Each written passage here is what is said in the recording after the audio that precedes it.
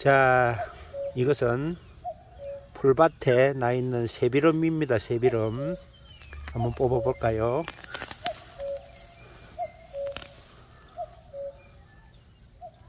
새비름, 몸에 좋은 새비름.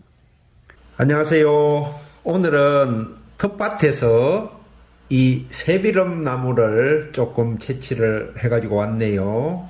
이 새비름은요 5가지 색깔을 가지고 있다고 해서 오행초라고 그래요. 그리고 장맹채라고 하기도 하고 명을 길게 해주는 풀이다라고 해서 장맹채. 이 새비름을 보면은 잎은 파랗죠. 그리고 이 줄기는 빨갛고 또 뿌리는 하얗고 또 꽃은 노랗습니다. 그런데 씨앗은 까맣고 그래서 오행초라고 부릅니다. 이 새비름은 우리 몸에 너무너무 좋은데요. 근데 이 농부들에게 있어서는 참 골칫거리죠. 이게 얼마나 생명력이 강하고 번식력이 좋은지. 참 우리 주변에 왜 골치 아프고 너무나 흔한 풀들이 있잖아요. 예를 들면은 환삼덩쿨이라든지 또 새떡이 풀이라든지 이 새비름이라든지 또 전에 우리가 보면은 바래기라고 하는 풀이 있는데 그런 것들도 너무너무 흔하죠. 잡초죠, 잡초. 그런데 정말 환삼덩쿨이나 새떡이나 이 새비름풀 이런 것들이 참 더욱더 이 약효가 좋다는 걸 보면 참 신비스럽죠.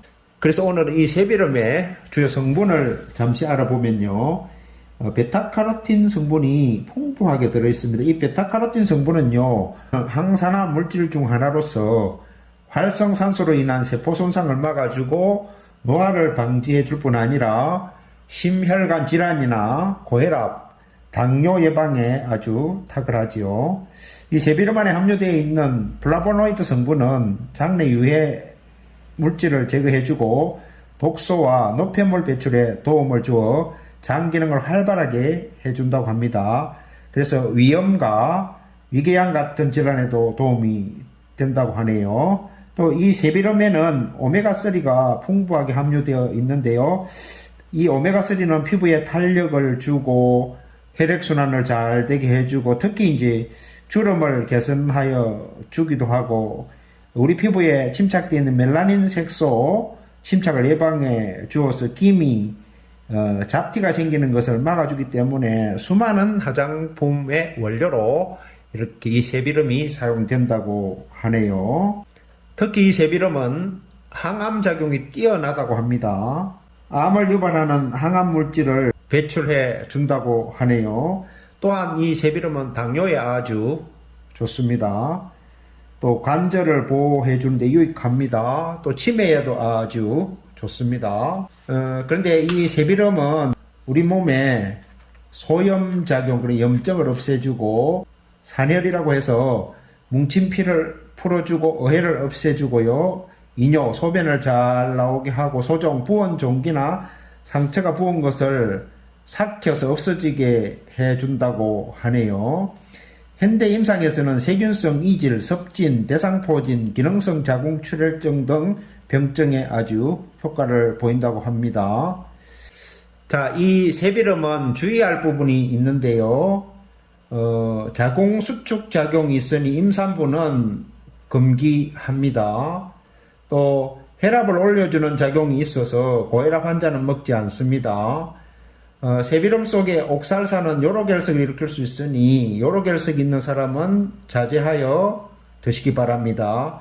이 새비름은 찬 성분을 가지고 있기 때문에 손발이 차거나 아랫배가 찬 사람은 조심하여 드시길 바랍니다. 자, 그러면 이 새비름을 가지고 차를 한번 덮어 보도록 하겠습니다.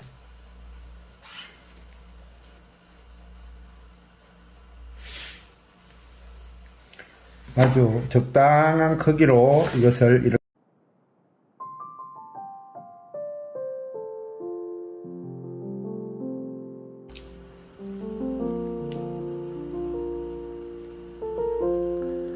자, 이렇게 잘라 주었습니다.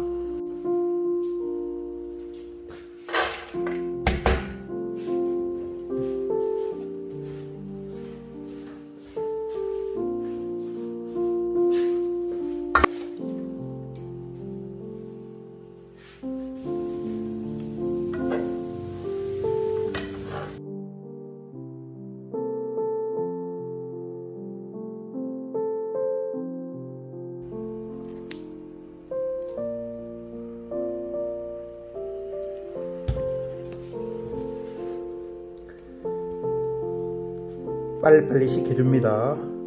냄새가 구수합니다.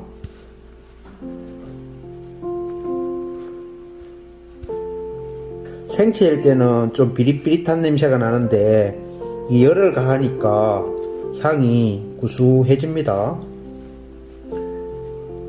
자, 이렇게 식혀주었습니다. 건조기에다가 말립니다.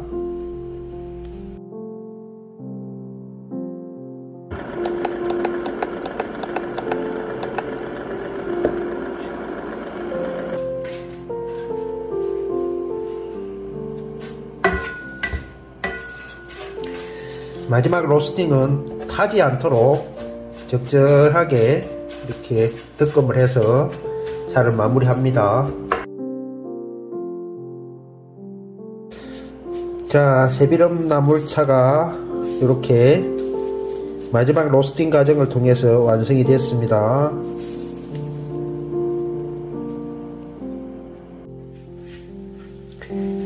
자, 방금 닦은 새비름 차입니다. 새비름 차를 가지고 차를 우려 보겠습니다. 이만큼만, 이 새비름은 많이 하면 안 되고 조금씩만 이렇게 해야 되는 이유가 있습니다.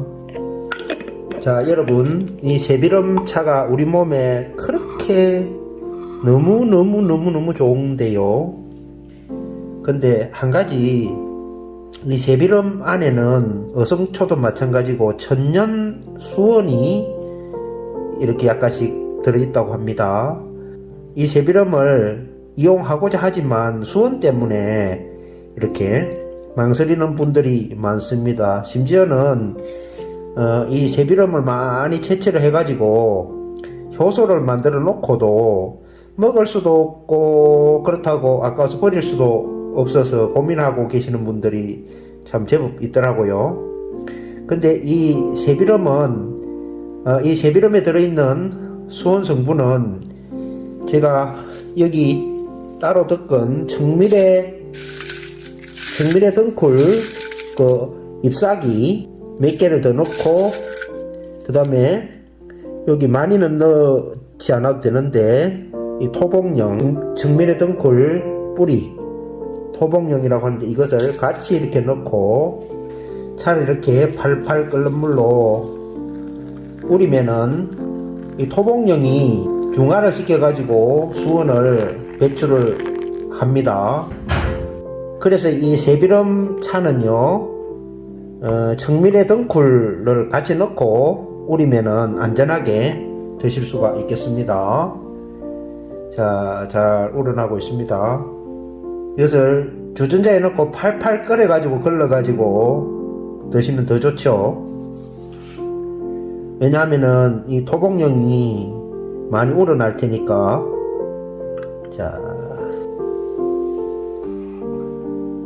자, 이렇게 차가 완성되었습니다.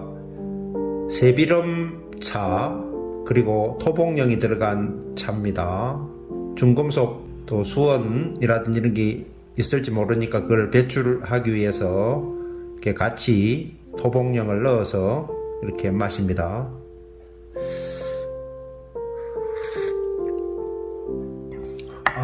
맛 좋네요.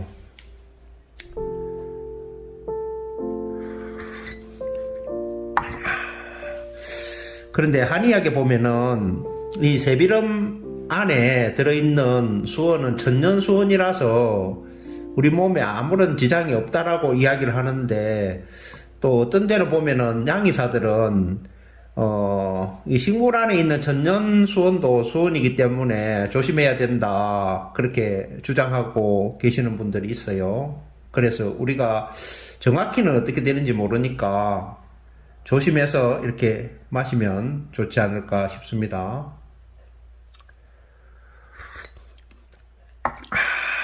자, 오늘은 새비름 차를 만들어 마시는 과정을 함께 했습니다. 구독, 좋아요 부탁드릴게요. 안녕히 계세요.